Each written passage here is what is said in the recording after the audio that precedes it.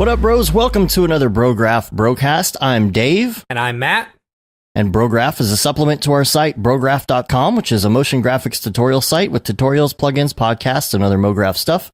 And on the show, we talk about everything ranging from motion graphics to Cinema 4D, After Effects plugins, render engines, doing business, doing taxes, being a contractor, or working for the man. And you can email us, Brograph@Brograph.com, and let us know what you think about the show. You can send us your questions, comments, concerns, or angry emails. Yeah. Whatever you want. Or requests to join the Slack like we got all this week.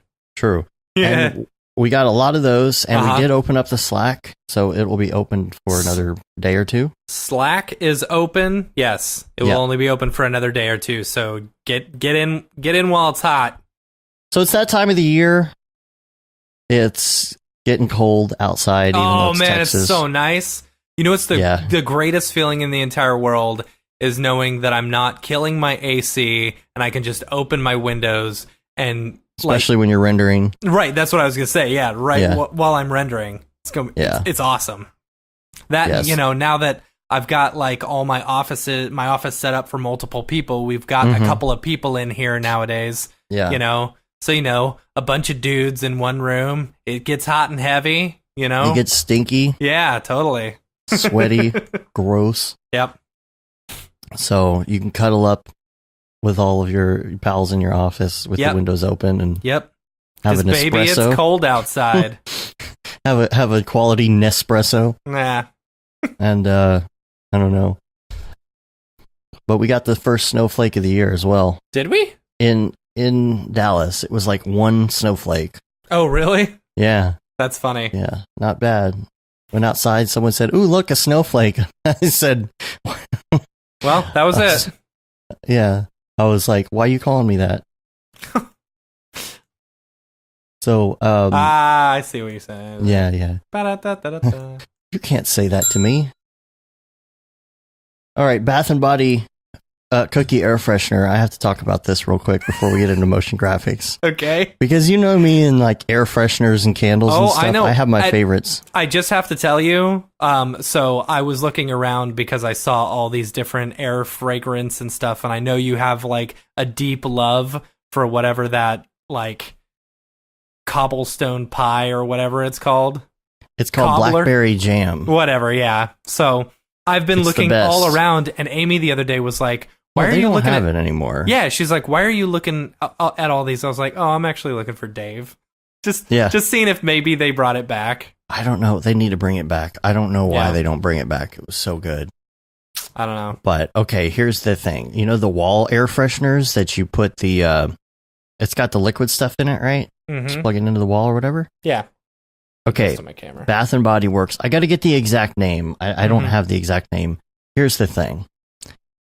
The fragrance is warm, fresh baked chocolate chip cookies. That sounds disgusting. It's okay. Here's the deal. Usually you'd be like, oh, I bet that's terrible because it probably smells fake, right? It probably smells like artificial. No. Like it literally smells exactly like it. You walk into a room. It's the Mitch Hedberg joke. It gives you false hopes. Oh. So you walk in and you're like, oh my gosh, there's cookies. Oh, but it's so great because it's just, it's getting cold. You smell the fresh baked cookies. You know what? Like, I don't care how cold it is. Like, I hate musky smells. I hate the cookie smells. You hate cookie smell? I like cookie smells when there's cookies, yes. Right, but this smells exactly like it. Yeah, but still, no. I think if it smells any like vanilla will give me the worst migraine. Like, that's understandable. Terrible migraine, right? That's understandable. And so, like, I don't know. Like, anything fruity or like, not musky, but like, like fresh laundry scent or something. Something sweet smelling. I'm okay with that. Anything else, throw it away. Well, you're gonna have to try it. Yeah. Blackberry Jam Glade on Amazon with Prime delivery. Now, which one is that? Because it's the ones that they had left for a long time were only the like little liquid refills for something. So the spray was the best. The candles were amazing. But I bought like a whole bunch of them. I was buying them up at like $12 a can for a while. Because, and I think Johnson I talked about it on the show a long time ago. Melts blackberry jam. They're the melts. Yeah. They're the melts. Yeah. I do have $20. a huge stash of those. Yeah, they're $20. It's incredible. Anyway, let's talk about motion graphics. Let's talk motion graphics, sure. Yeah. So it's going to be a short show. Here's the deal. We're super busy. Yes. I don't know why we're going on and on about Blackberry Jam, because we've got stuff to do. Yeah. So we've been really busy with work, which is great, which we love. We've been just working round the clock. I don't even know what day it is at this point. Tuesday. Yeah. I kept thinking it was the 20th or something. And I'm like, every time I'm writing down my dates on like my renders and stuff, I'm like, no, that's not right. It's supposed to be like the 21st. I'm like, oh no, it's the 13th. I don't know why you're thinking that, because DFWC4D isn't until the 15th. Yeah, I know. So, I know. I'm just but thinking it's closer to my birthday than it actually is. Oh. See, I keep waking up in a haze and like sitting back down at the computer and not even realizing what day it is. Yeah. In between things. It's been working well, yeah, because you work late. until like 5 a.m. right now. Yeah. I've been working until 5 a.m. probably for like the last 5 or 6 days. That's good, man. Like, I mean, it sucks to kill yourself right now, but because it's like, you know, the last quarter, dude. Oh, the holidays are going to be great. Yeah, and if things slow down a little bit, Christmas time, there's going to be money in the bank, and it's going to be comfortable. That's a great feeling. Just from just working our butts off for a long time. So we're wrapping up a couple projects. We got other stuff going on, but we still wanted to do a show because we wanted to talk about a few things. I like when I get heavy into these projects that I take a lot of notes in Octane and such. And we also wanted to talk about our guest for next week. Yeah! It's so exciting. We didn't want to not have a show because we figured we needed to come on and at least prep everybody to let everybody know that Beeple is going to be on. Yeah! Next week. So, the Beeple himself. The Beeple. Now, here's the thing. I think we should do a little call out for questions. Yeah, totally. If you want to put that in show topic ideas on Slack. One thing, if you didn't hear the first podcast with Beeple, you need to get on and listen to that. Yes. Because you're going to, before you ask a question, you need to at least have heard that one, because I think there's a lot of things we covered in the last episode. Right. So we're not going to do the same episode, obviously. So I think we're going to dive into some other topics now that this is like the second time the Beeple has blessed us with his presence. Yeah. So everybody start thinking about that. Speaking of Beeple, so he just did the new album for Imagine Dragons, right? Oh, yeah? Did you see that? Yeah, you sent it to me. You saw it in the store. I was in Target and I saw it and I was like, oh, there's a dude. There's a emissive texture in the background, you know? So I took a picture of it and I sent it to him. I was like, hey, is this you? And he goes, it's not me.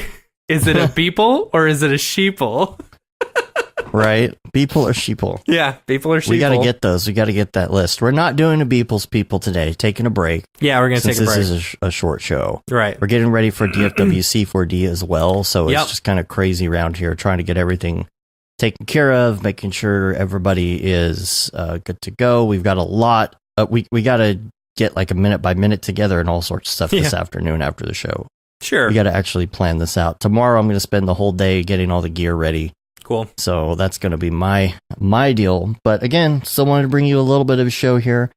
I think everything's working out with the mic and all that. That's good. I'm just keep reconfiguring my mic stuff. So, you know, we'll get there eventually. And here's the problem with multi-platform streaming and audio is that I try and pick streams or audio, like music for the streams that actually is not pod safe, but it's safe for YouTube, right? There's a bunch of stuff that you're okay to use on YouTube as long as you're not doing advertising. Right. And so I'm like, okay, so I run that, but the problem when you go to multi-platform is you're never going to be able to know what's going to be safe on every platform. So you end up getting flagged on like Facebook and things. It's just like, you know, it's So hopefully nothing's muted on any of these streams that people are watching in other places. The California fires too. I wanted to talk about that a little bit because I saw the other day, I think Kevin was evacuating. Being evacuated. That sucks. Kevin, if you're listening, let us know that you're okay, that you're all okay. Love you, bro. I saw some scary video. Did you see the one I posted on my Facebook? Of the woman like in the fire going through the tunnel and fire is raining down on her. That's insane. Yeah, that is insane. That is just, you're just driving through fire. And so hopefully everybody's okay. I know there's some other Maxon people, Rick and others that might be evacuated, or I don't know. I don't know what the status is right now. Yeah, I don't know. So hopefully everything's okay. Don't burn down Maxon. And anything else going on in the week here? I don't know. Yeah. Been working on some training stuff, like with our new little contractor we got in the office. You know, little contractor. Even though he's taller than me, he's our little contractor.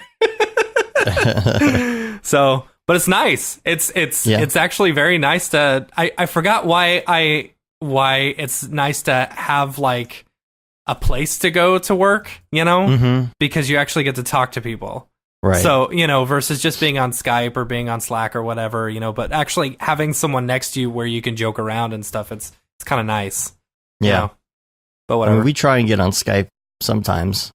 Yeah.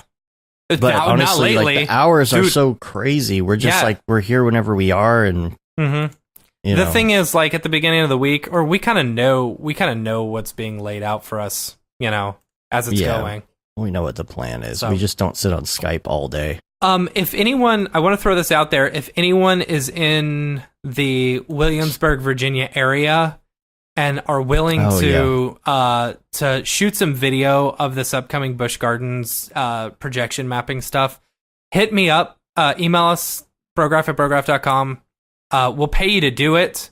It's just, it's either we're going to have to hire someone or I'm going to have to fly out there myself. Yeah, and I really don't want to have to fly out there. Yeah, I mean, I don't mind doing it. It would be only for a day, and I'd get to go ride all the rides at Busch Gardens. But that's true. That is a plus for you. But right. It is like very like getting there. You have to do multiple planes. You have to get on little puddle jumpers, and you have to drive a really long way even after you get in. Yeah. It's just kind of hard to get there. It's like a whole day of travel just to get there. Yeah. So, it's whatever. I mean, I found a good price on it. I just was, figured I'd throw it out there if anyone's close by.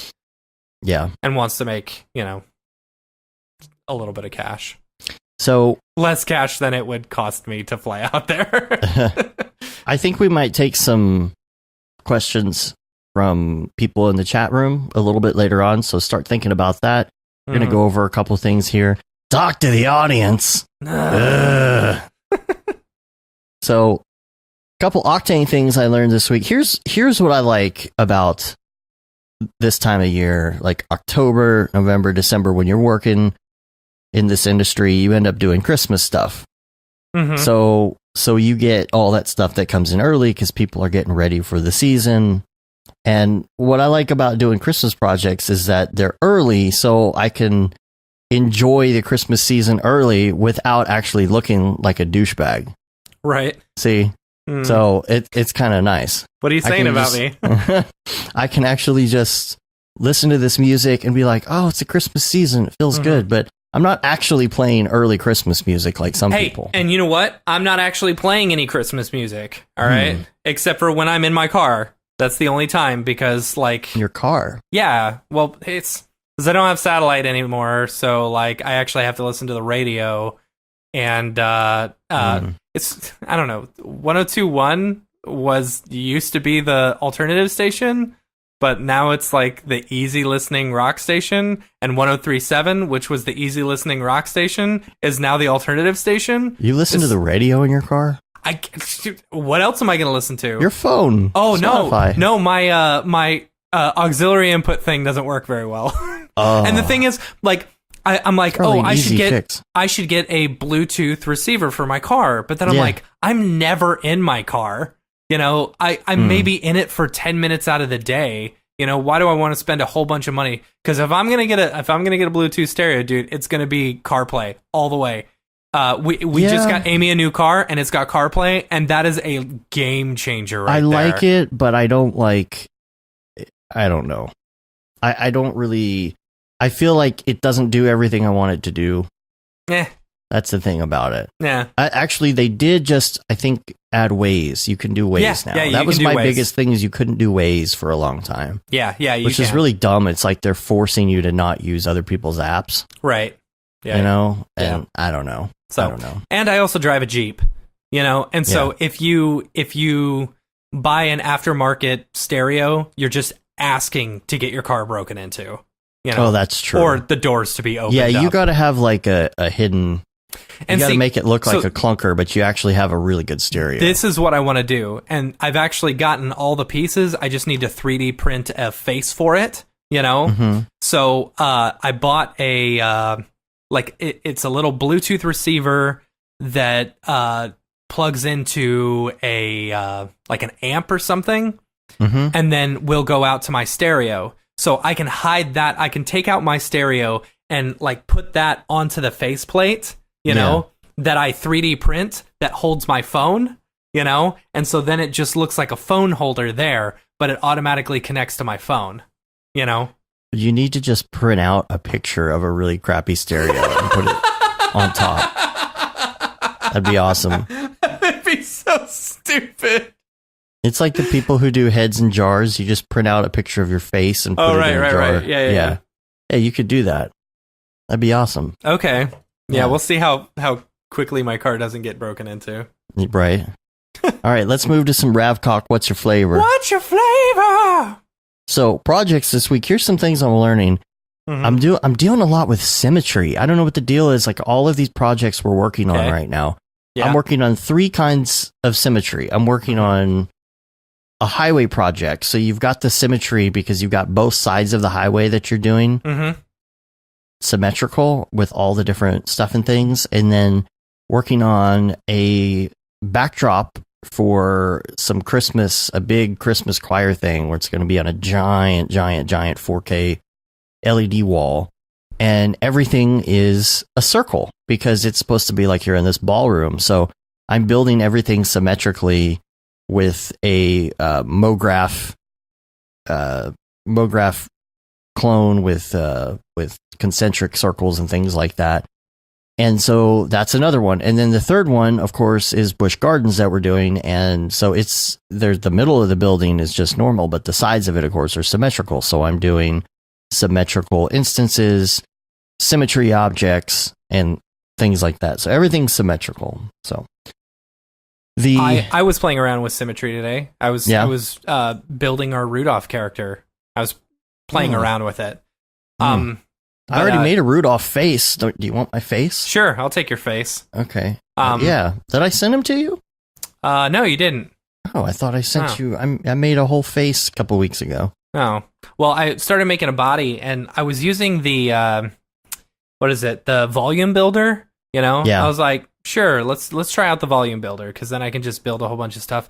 Here's the thing with the volume builder. It's high poly. It's gonna be high it poly. is, which is okay. Yeah. You know, and it looked pretty good, but when you're dealing with high poly stuff, and this is the problem that I found, like when you're sculpting, you've got to retopologize the whole thing, especially if you're going to break up individual areas that you want for materials. Yeah. Like, for example, like if I want like a white area around his chest with a brown area around the chest, like I need to make the topology correct around there, which is rough, you know, when you're using this. So you need to retopologize the whole thing. And I was like, I don't really want to retopologize the whole thing. I'd rather just go in and like model the whole thing like normal. Why do you have to do the chest separately? I don't know.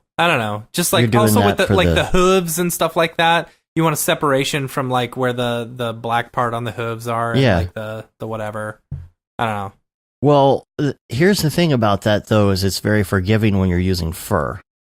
Yeah, because that's true. You're building like kind of a rough body. That's what I was thinking, because I was building parts of his face, and it was looking not exactly how I wanted it to look. But then I remembered, well, there's going to be hair and fur and stuff coming off of this, so it's going to cover up all the bad geometry anyway. Yeah, that's true. It would. So I don't know. I'll have to send you his head that I did. Yeah, send me his head. Yeah, I don't know. So I think, and I want to use. It might be on my laptop. You may poo-poo this idea, but I really want to use Redshift for it. Ooh. I think it'd be a good challenge for us. Ooh. I don't know because if we're going to be able to do this at all, honestly, with our schedule. But I know. I don't know. I don't know at all either. But I mean, we got nothing past Thanksgiving, really. Yeah, we do. We got a few tiny little things past Thanksgiving. Yeah. Anyway, but like, I ran into this issue that like, and it's the octane problem. It's the octane problem. I ran into this week where basically I just didn't have enough render power. Mm-hmm. Yeah. Rendering. No, I get that. Yeah. No, Billy, you already helped me with it. Like you were my savior this week. So I was rendering, and it was only running 2 minutes a frame, which really isn't that bad. But when you're talking about 2,200 frames, right, and then you've got to render a whole nother video, with the same amount of frames, rendering, 30 seconds to a minute per frame. It's like you're talking about a lot of time. Like my computer was literally running, two computers literally running from like Thursday until Monday morning, and like I was lucky enough because like my computer kept crashing and I didn't know why, because it would only crash on this one particular render. It wouldn't crash on anything else. Seems like a VRAM issue. It might be, but like I don't know. It was weird. I don't know. I didn't know if my computer was just getting too hot and just like shutting down, or Are if you like not running the software. No, I was, but then like at some point I'd bring. It's weird because like it would run for like maybe, I don't know, 20 minutes and then crash, and then it will run for 3 hours and then crash. There was no particular like rhyme or reason why it would crash. So anyway. Well, sometimes luckily, I have those problems with the VRAM stuff because it doesn't necessarily crash right away. Here's the thing. Like, I was using, 4RC5 in Octane, right? Yeah. Mm-hmm. And I'm like, all right, I'm just going to try I know you don't do this in the middle of a project, but whatever, I'm going to do it. 4RC7, right? Yeah, I did that last night. Maybe they fix some stuff. Well, once I did that, apparently something is weird with our Spotlight, or the way they did things, something changed. Something changed, and the color completely changed, and the fall off on our pictures or on our Spotlight changed. And I didn't notice it until after it had finished rendering, and I was like, great, now I got to go back and re-render. So I jumped back to 4RC5. I jumped back to 4RC5 because I had to render it. Right. I didn't have time. I only needed like 100 frames or so. Yeah. And then it rendered it just fine. Like no problems. Didn't crash at all. I'm like, I don't understand what's going on here. Anyway, but because that one was going, I wasn't able to get some of the other one. And luckily Billy, offered his services. Thank you. Big shout out to Billy for helping me out this weekend. And he literally let it run for 30 hours on his machine. Oh my gosh. I know. It's like, you can't, and I feel bad, like he was offering.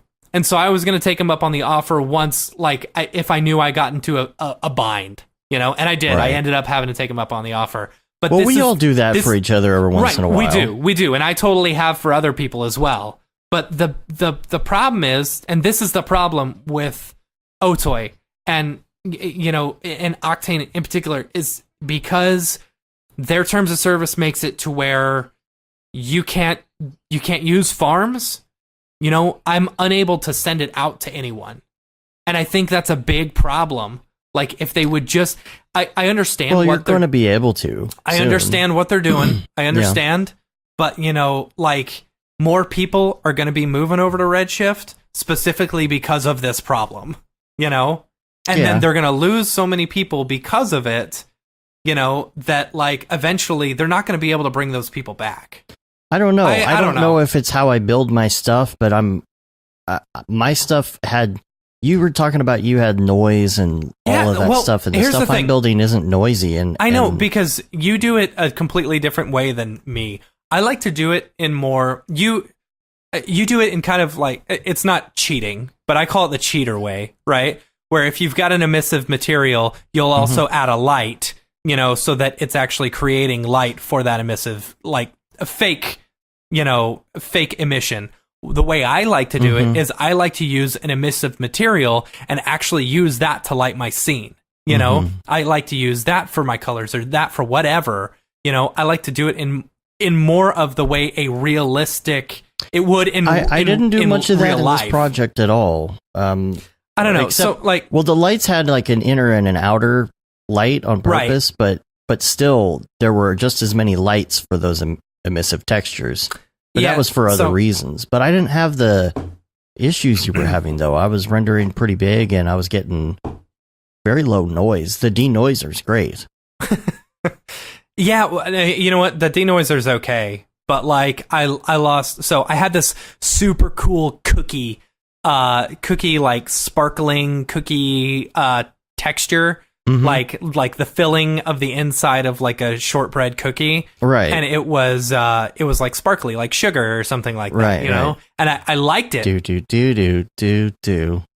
sugar. Oh, yeah. It's like, where you go with that? Homer with the sugar. I love it. And it's my favorite clip. I loved the way it looked, but as soon as you add that denoising, kills it. Like you don't get any of that sparkle. It's just a solid color. I was like, all right. You know what? I rendered out the denoise pass anyway. I ended up using it on some of my nutcrackers and stuff. That makes sense. Though. But it's but like if I'm trying to get rid of certain things, it's like you give some and you take some, and it's like. Well, if you're doing a pass, you have it do a beauty and a denoise, which is what I was doing. Yeah. And then you could just like mask out that area that you're having problems with. Which is what I did. But still, know. But I was lucky. So like. I had like another like 2,000 or not 2,000, probably around. It was around 9 more hours of rendering. It was probably another 250, 300 frames. And I was going back. I basically like it felt really good once I figured it out. But I figured out how to cut and paste different areas throughout the scene so that they would just repeat. Oh, and I didn't end up having to render those other 9 hours, which felt very nice. Yeah, I did a lot of cheating in that aspect to keep render times down. Did a lot of mixing stills with animations and variations on things. Having a lot of fun doing these Christmas lights. I'm learning a lot. About this little Christmas light plugin I want to do. But the denoise I'm learning a lot about too. Yeah, and. I'm not the type of person who does any sort of multipass that often. I'm kind of like just spit it out from Octane. Yeah, same and here. Just go with it, right? So when you add the denoise, you have to start working with those passes, and I'm learning a bunch of things. Like, for example, even if you uncheck the save field, like to a file, you also have to make sure that you go back and you uncheck the save beauty pass in that tab. Because if you accidentally leave that on, even though you have passes turned off, it will still sit there and calculate those 128 samples for the extra passes in between frames. That's another thing that I hate. Why does it have to... Why can't it just do it all at once? Like every other render engine. Like, why do you have to do more samples for more passes? I don't know. I'm not sure what the technicalities on that are, actually. It's dumb. But the thing that I did do is I upgraded to RC7 last night. Yeah. Didn't have any issues like you did, which is good. But when I upgraded, I did it purposely because they finally added the Save Beauty Pass. Yeah. Into just the regular render. So you don't do you don't have to do the multi-layer output. You don't have to have it do that separate pass. Yeah. And that saves on your denoise time, because I don't know if you've ever done denoise in the live viewer, but it seems a lot faster. In the live viewer? In the live viewer, because it's doing everything at once. Mm-hmm. And it's like adding the rest of the denoise like right at the end. I think it's calculating as it goes, I think. Okay. I'm not sure, but it seems like it because it also has a checkbox that says calculate denoise at end. So I always calculate denoise at end. See, I don't have that checked. I think it's thinking about it as it goes. Oh, which I think, don't quote me on that, but the thing about it is whenever you're working with something with denoise and it's rendering really fast, the best option is to just render out a Cinema 4D and not do the multipass, because now RC7 has that checkbox, which I think was your idea. It was my idea. I specifically told Jules when we had our little meeting, I said, this is what I would like to see. So it saves the beauty denoise into just a regular render. Yeah. And so you're not doing that separate thing. So if you're at a point where you don't want to have the separate denoise pass, you're like, denoise is great for a lot of things. Mm-hmm. You know, there's certain things that you can get away with where like the client's not going to care. You know what I mean? Yeah. The client's not going to notice that this is slightly denoised here or there, and you're saving a lot of time, you know, or it's a little background element or something. You don't care. And so it's really great to have the denoise because it makes it go fast. But like I talked about on the program a couple weeks ago, it's that extra denoise time. And now with that checkbox, you don't have that super extra separate denoise time. Yeah. It's kind of doing it as it goes, and it saves you so much time. I mean, I'm rendering some things at like 50 samples, you know, or less. You know, there's a couple with this, you know, if it's stuff that's during the day, like a really bright day scene, you get away with it more. Oh, yeah. So I'm rendering stuff at 10 and 20 samples. It's insane. It's really insane. Like, you should see the highway project right now. I can render 10 or 20 samples and you barely notice the difference. Plus there's motion blur in the scene anyway. Because you're moving down the road. So it's great. And these frames are just spitting out at literally like 2 seconds a frame. Crazy. Yeah, it's insane. And there's like 5 million polys for the whole scene. So, you know, it's something you have to play with and you just have to get it right. Yeah. I've also gotten deep into fields, and so did you. I like that we came up with the same solution for a problem this week. Yeah, right. So we had some Christmas lights. You know, we were doing Christmas lights, and we had to have a way of like. So we were cloning the Christmas lights, doing like a grid array, or doing splines, or whatever. And so we needed a way to be able to turn on and off the individual lights. So what we did was we created basically one, which is the outer shell of the light with the colored light, and then another one, which is the emissive, like inside part. Yeah.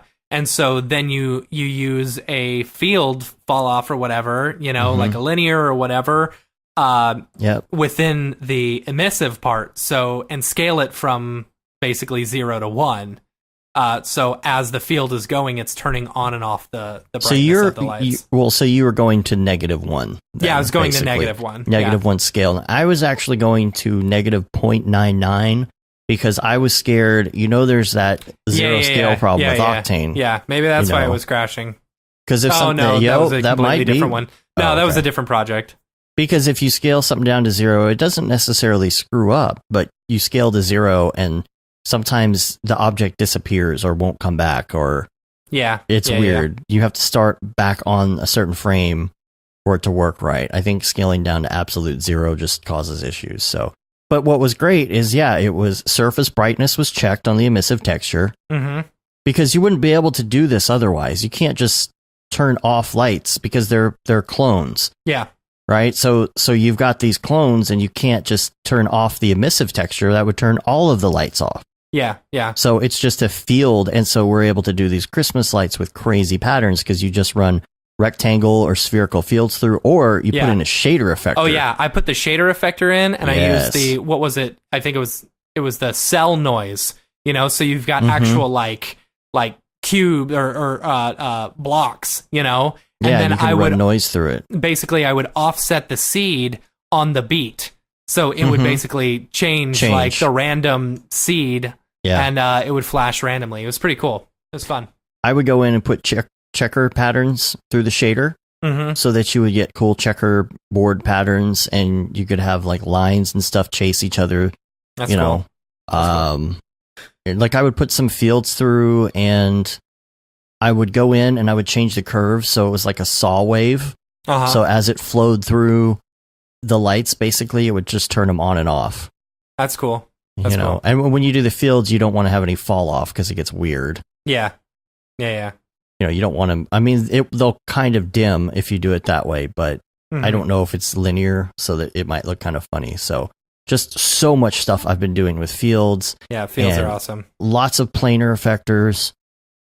It's something I do too for, when you're doing MoGraph clones, right? Like with the MoGraph shader. I'm sorry, the MoGraph, what is it? The MoGraph selection tool. Oh, right. I'm doing a lot with the MoGraph selection tool. Yeah.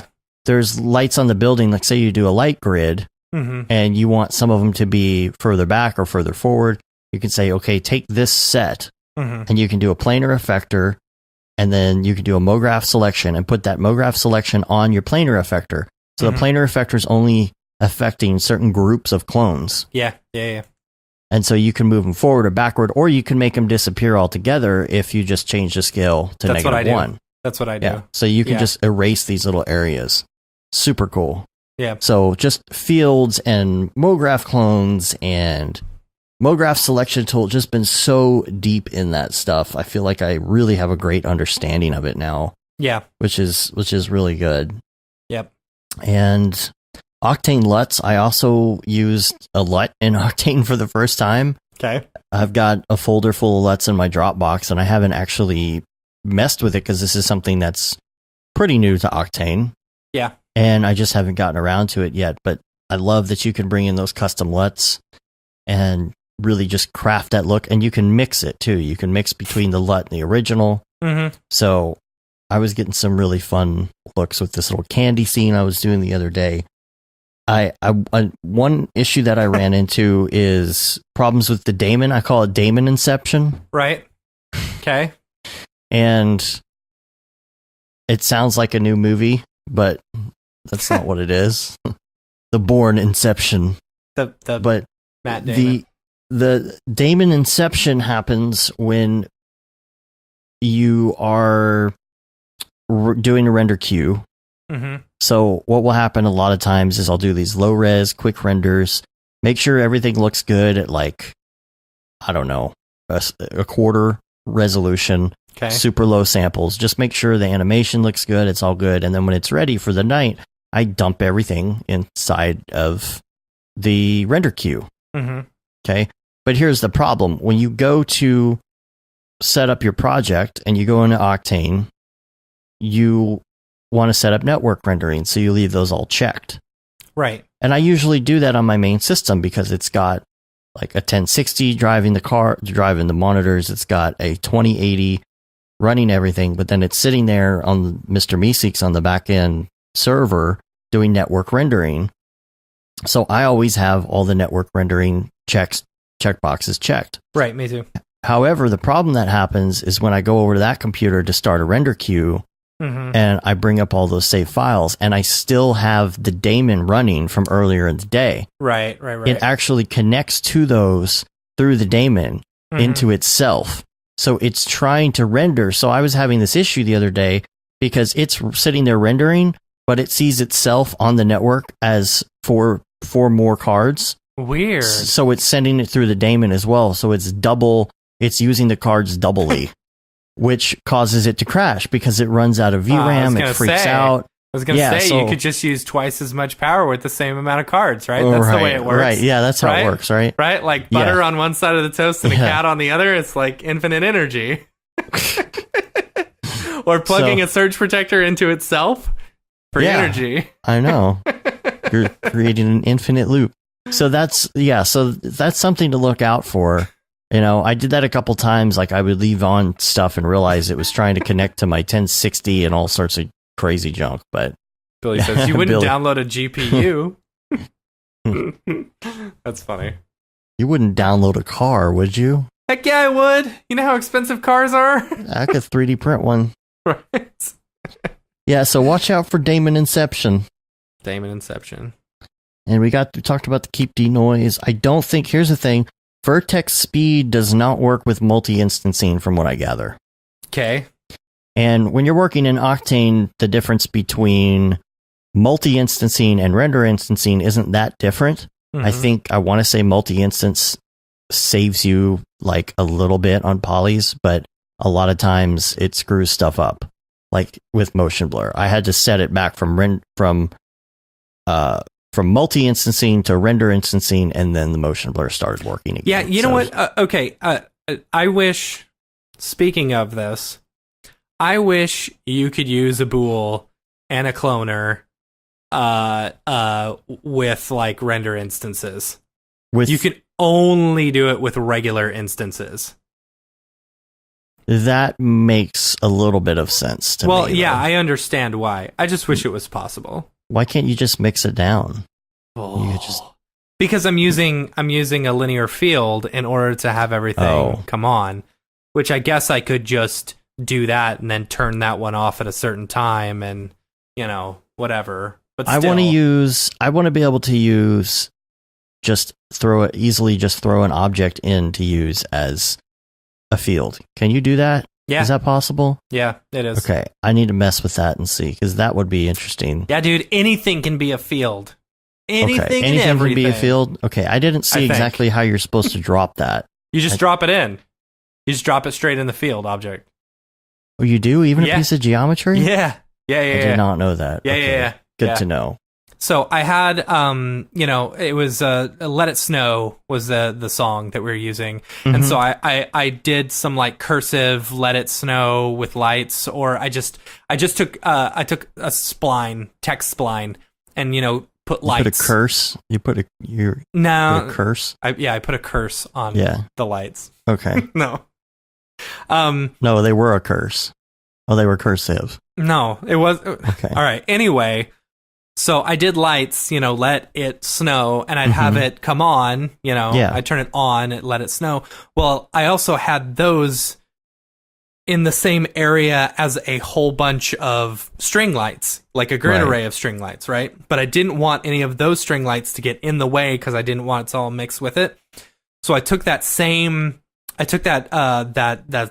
text splines, I extruded them, I made them a tiny bit bigger, and then threw them in a field of my cloner and made that -1. So basically, those would all go away around that specific area.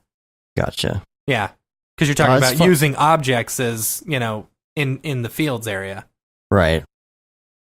Yeah, there was something else I was going to mention too, and I can't remember offhand all of a sudden. What else was it? Fields. Oh, there was something else I wanted Maxon to add. Oh.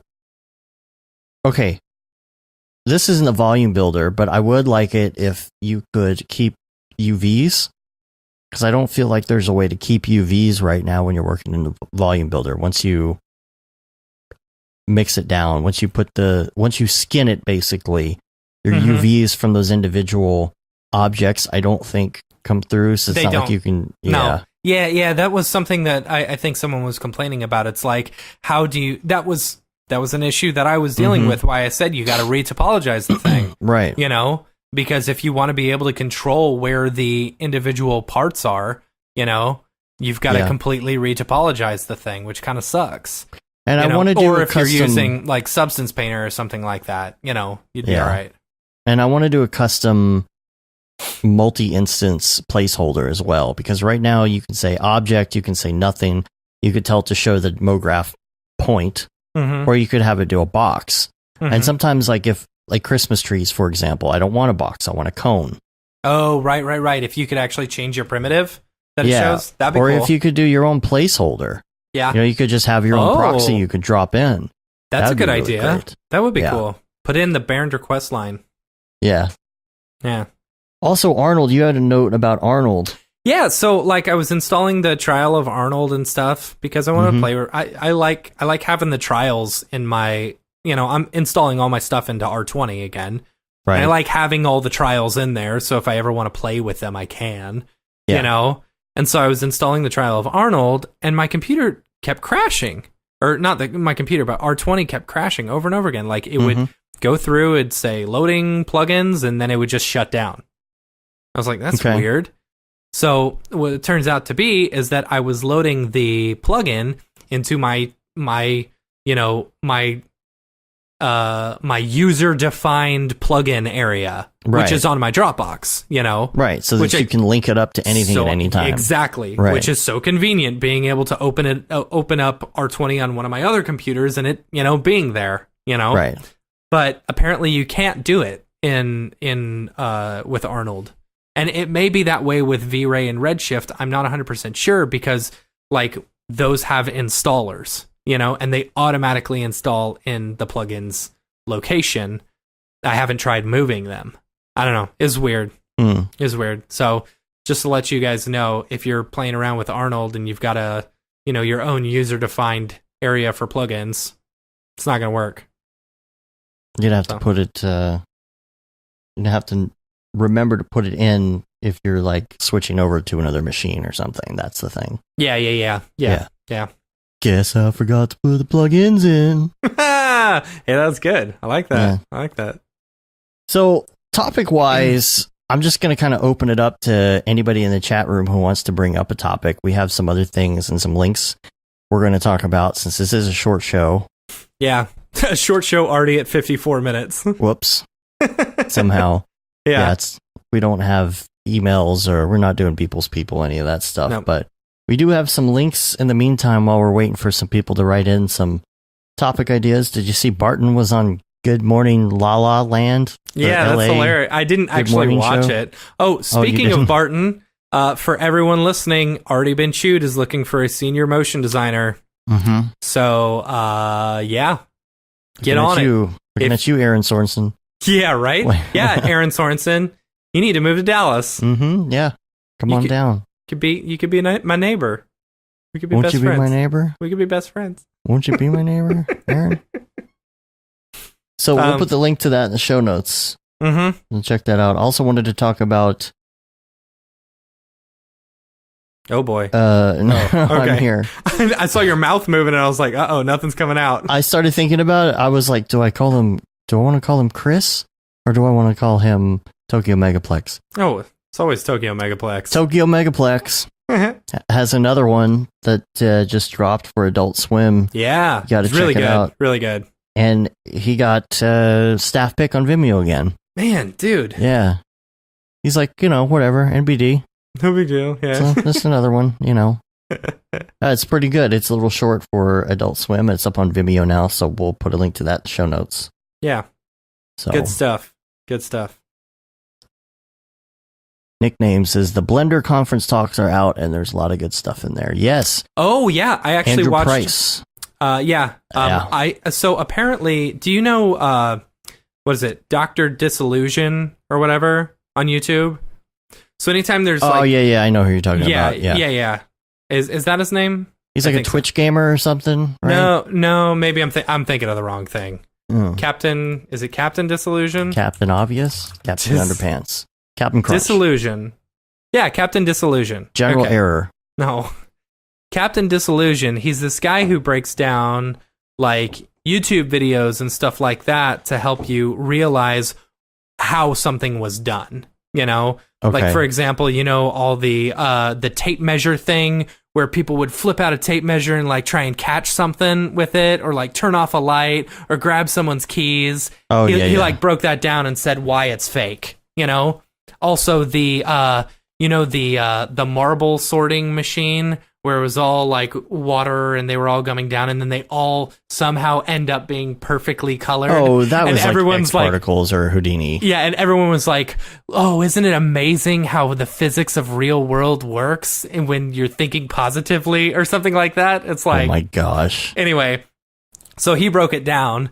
He does this, but he did this really cool talk for the Blender thing, and it was I only watched like 3/4 of it, but I was really enjoying it because my wife was like, "What are you watching?" And I was like, "Oh, I'm watching this cool." Is that her voice now? Yeah, that one.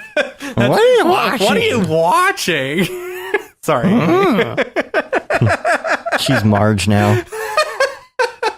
Oh. She's like, what are you watching? And I was like, oh, I was watching this cool Blender thing. She's like, can we watch something together? All right. You're like, I'm watching this cool Blender thing. She's like, Gonna get me in trouble, Dave. Yeah.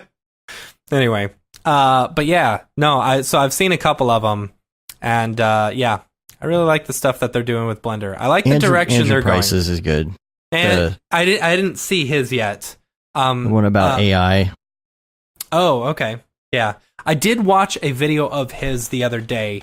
It was all about like photorealistic rendering and stuff, basically breaking down like the linear color mode or whatever, and why that's the best way to work when you're trying to get super photorealistic looking stuff. It was really good. I can find it and I'll put it in the show notes. I may have mentioned it last week. Rick Bogus says we need to check out virtualrealityday.org. Apparently Saturday it's VR day. And there's events all around the country, so day.org. Check that out. Okay. virtualrealityday.org. You think they could have a better okay. Home. Yeah, all right. What am I doing? Plan an event? Oh, why not we're VR supposed day? To plan the event? Oh, there's one in Dallas. Okay. Dr. Laura Ashmore and Veena Reddy Center for Brain Health. What? I don't care about that. This is just where people are doing that? Or I don't even understand how you get around this website. I don't know. It's a very confusing website. Pretty bad website. Yeah. Anyway. All it does is let you register on the front page. I know, that's what I was saying. What's going on here? About VR Day. Oh, that's weird. Okay, so you hit the About VR Day and it sends you up instead of down. And you can't even scroll up or down. Yeah, this is pretty bad. How did you even find events? Yeah, no, I went to partners. Oh my. Okay. Oh my. Well, in theory, it sounds great. Yeah. So this is about doing as good at promoting itself as actual VR is. Right. Yeah, Andrew Price, we would like to get Andrew Price on the show. I think he would come on too. I think so. I think he seems like a nice guy. I think he'd do it. Seems like it. I saw his interview. He emails me every week. You know what? I've always thought about because do you ever get those pop-ups on Polygon? Yeah. Yeah. I've always wanted to go, hey, Andrew, will you come be on our podcast? Yeah. In fact, I'm going to do it now. See if he does it. Yeah. Whoops. Hit your bell. Yeah, I hit it. It wasn't a joke. So, let's see. So that makes it a negative joke. So the chat room, I'm waiting for some topic ideas from the chat room, if any. But there's some other links that I've got here. Jan Sladeko. Yeah. He's got another short. Did we talk about that? Another astronaut short? I don't think we did. The third astronaut short? It's so good. Yeah. And also, he posted some stuff. He worked on some Audi 5 Audi projects. Really cool looking stuff. So I've got a link to his Behance in the show notes. You can check that out. We talked about Andrew Price. Mm-hmm. Andy was in here. The X Particles Challenge. There's a new X Particles Challenge. Is that right? New X Particles Challenge. Yeah. Okay. How do you get to that? Oh boy. Dash particles. Hold on. X Particles Challenge. X-particles-challenge.com. So, giving away a lot of cool prizes. Top prize includes X Particles, Cycles 4D, and Cinema 4D Studio. More to be announced. So it's going to be very exciting. You got 38 days, 10 hours, 41 minutes, and 36 seconds as of this point. 34 seconds, 32 seconds. Unless you're not listening live, in which case... If you're not listening live, then it's too late. You're so behind. There's no time. There's no time. Get started now. Do it X now. Particles Challenge 2018. I'm gonna catch the fever. I'm gonna submit my wacky waving inflatable arm flailing tube man. Because you did that with cloth? I did it with XP cloth. That's okay, so I created this super cool wacky waving inflatable arm flailing tube man, and it's really nice when something just comes together. When you're like, it works well. Yeah. So I like it because I was like, okay, how would I do this in real life? That's how I start off everything. anytime I'm doing any sort of like simulation, I always think to myself, how would I do this in real life? So I ended up I was IRL, as the kids say. Right. IRL, of course. Right. And I was thinking to myself, I was like, okay, well, I would create a cylinder. That would be my wacky waving inflatable arm flailing tube guy, right? Mm-hmm. Mm-hmm. And then I would turn it into cloth, but then I would need some air in order to blow it upwards. And I'm like, so I thought to myself, I'm like, no, I don't want to use like wind and stuff like that. That might make it too hard. So let's do cloth and let's turn the gravity to negative, right? Yeah. So like it's always like pointing upwards. Well, how do I get it to wacky wave inflatable arm flailing tube guy? Yeah, there you go. Okay. Yeah. Yeah. So, can you do the animation? Like, can you do it at all? Oh, that's a shame. No. I mean, I could probably just step through it, but I don't know if I can do that or not. So anyway, I turned on the dynamics first, and he fell down, and then I turned it to, so I had regular gravity first so that he would fall down, and then I turned the gravity negative so that he would fly up, and then I just added an XP turbulence, and it made him wacky wave inflatable arm flailing tube guy. It was super easy. Nice. Oh, these are also loading off a Dropbox on the fly as well, I guess, too. Because I didn't have this synced. Nice. So the live people can at least see what he looks like. Yeah. You can see a little bit. Anyway, it was really cool. Yeah. It was very easy to make. And so it feels really nice when you come up with an idea and you're like, I don't know how I'll pull it off, but let me see if I can. And then you end up pulling it off that same day, and it looks relatively nice. Without, like, pulling your hair out, exactly, trying to figure something out, and watching a bunch of tutorials, and realizing it's not going to work the way you want it to, and then you give up, and you do it the easy way because you're out of time, because the client's waiting, and you got to get this render going before the... Yeah, exactly. There was that GIF going around the other day about, like, the life of a designer. It was a video. It was like somebody's reel they built in this, like, what a daily designer does. Like, waiting for computer, crash, all of that. I think I saw that. It was a great idea for a reel. So yeah. Oh, did you see the other reel? Oh, gosh, whose was it? Oh, this makes me so mad that I totally forgot this, but someone, maybe I can find it in the Slack. But it was someone's reel where it was like a VFX reel where they took like famous or scenes from movies and stuff and made it look like they were all CG, like practically shot things, or like.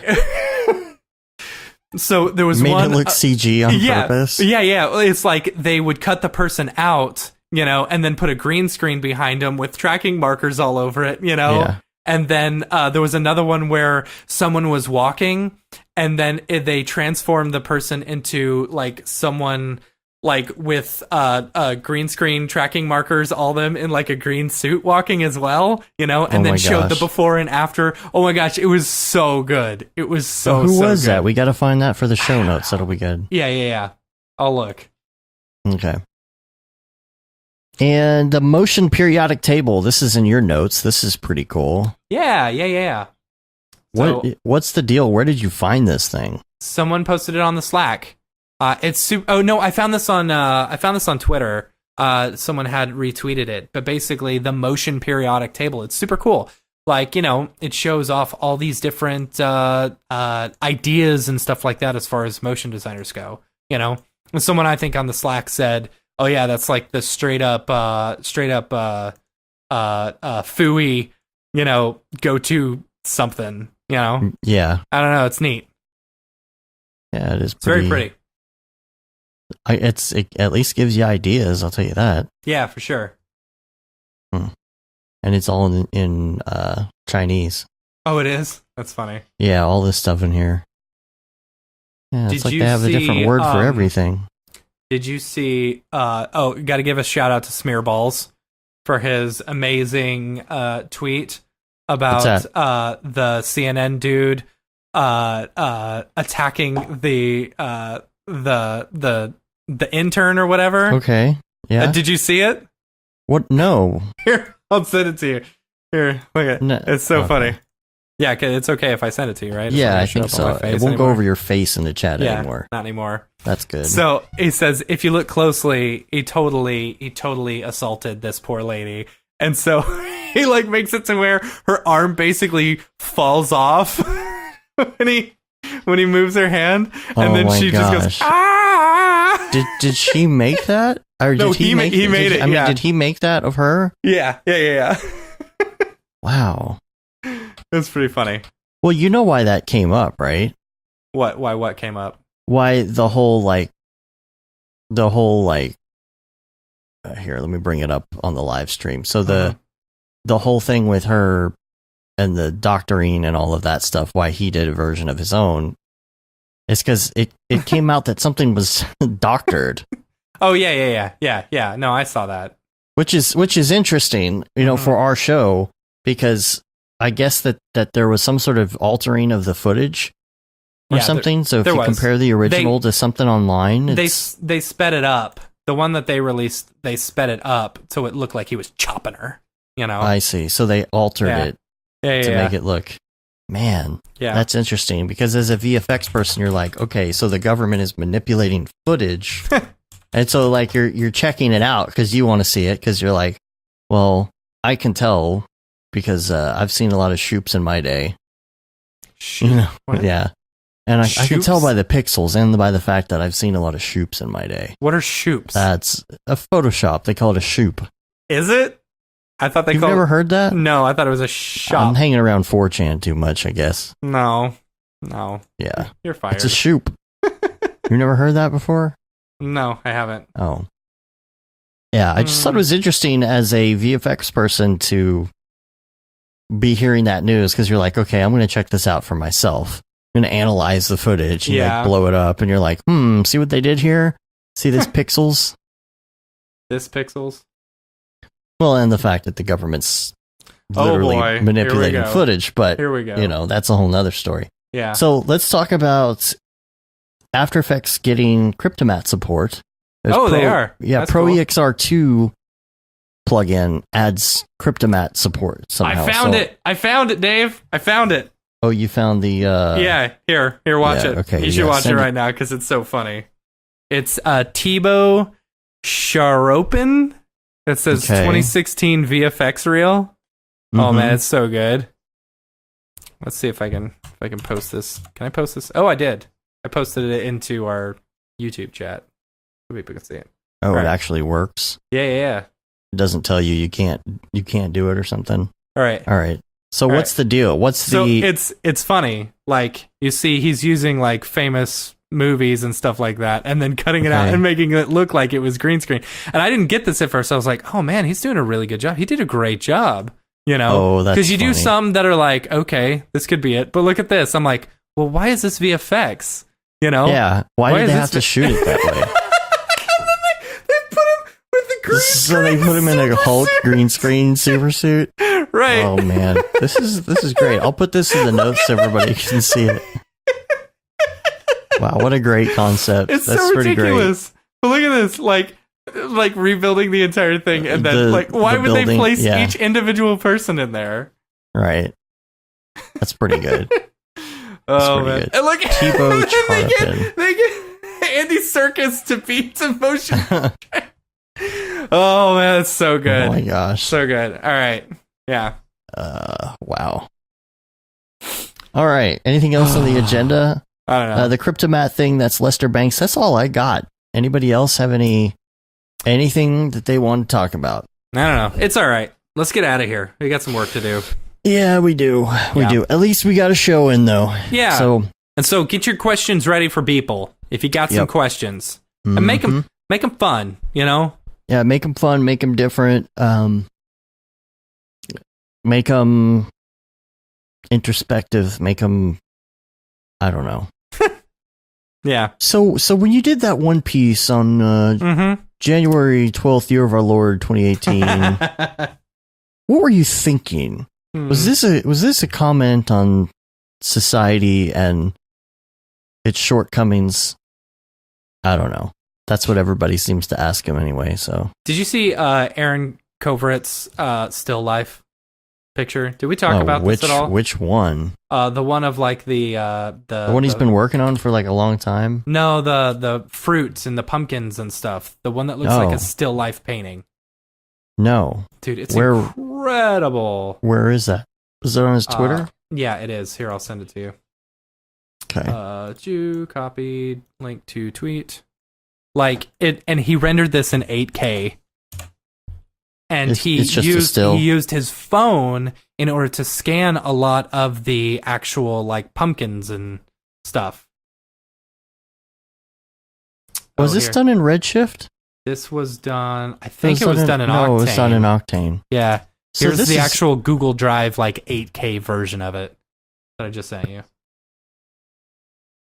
Oh, he put that up for people. I can just said a full 8K. How long does it? Oh, it came right up. It's not bad.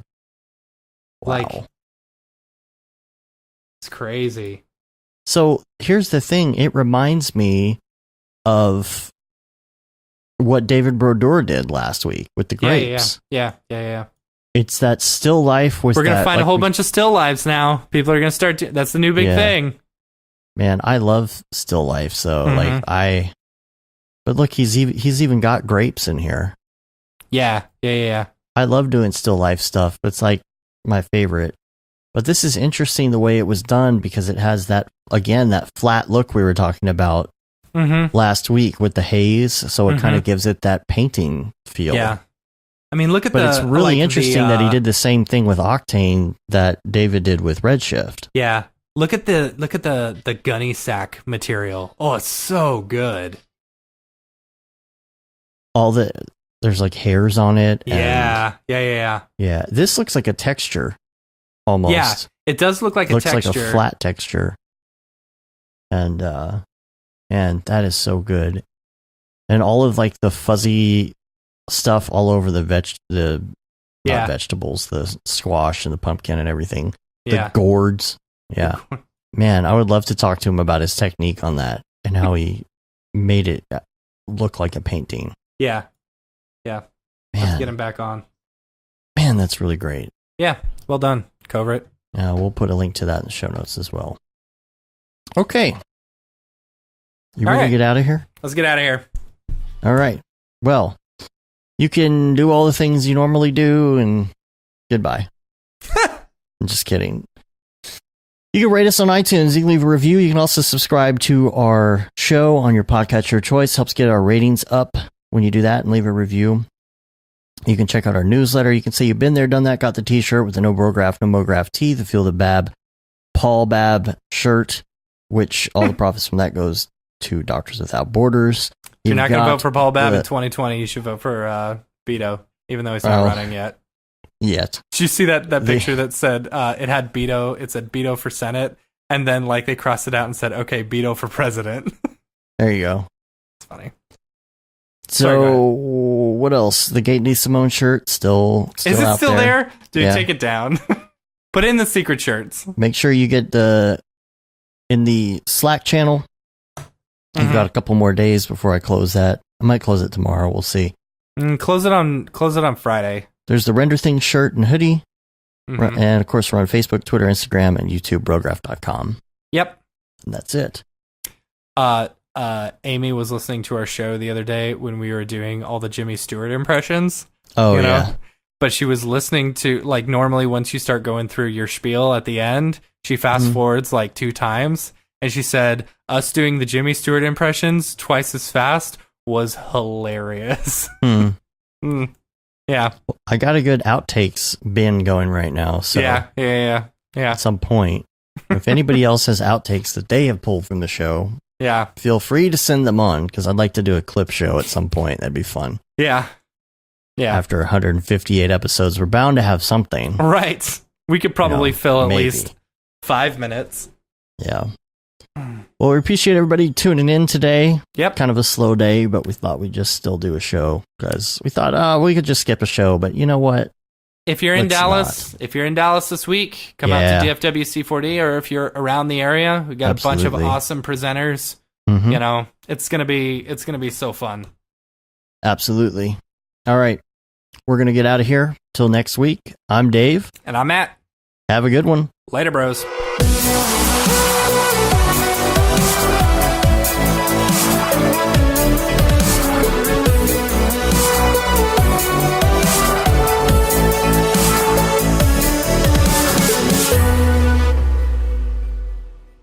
It's pretty good, I guess.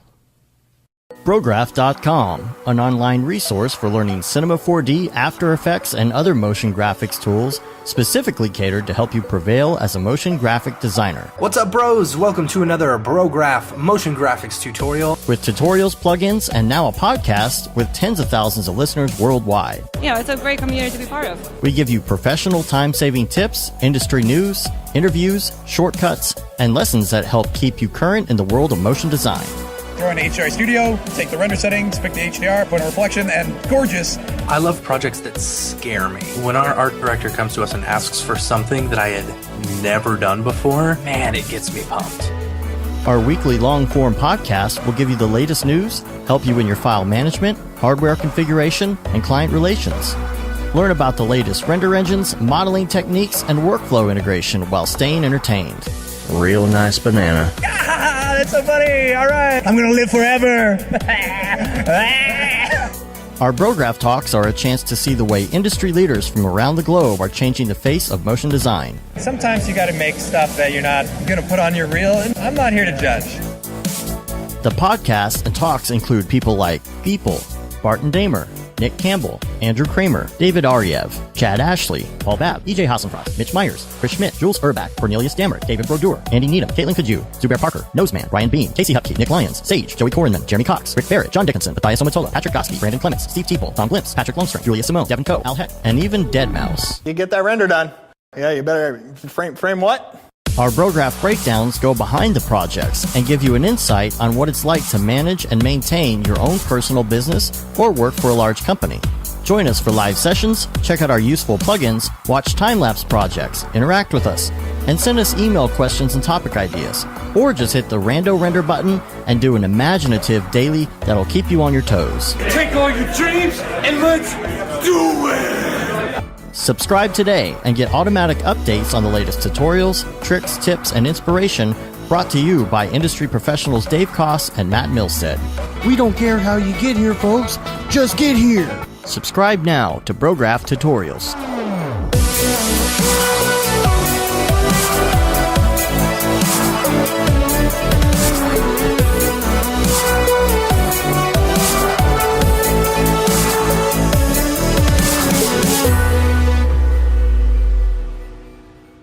It's pretty good, I guess.